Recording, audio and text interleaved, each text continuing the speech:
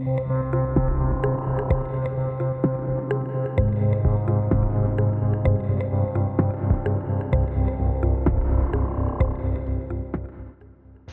была в шоке. Настоящее кладбище здесь они сделали. Собрали в коробки, в пакеты, принесли кости покойников.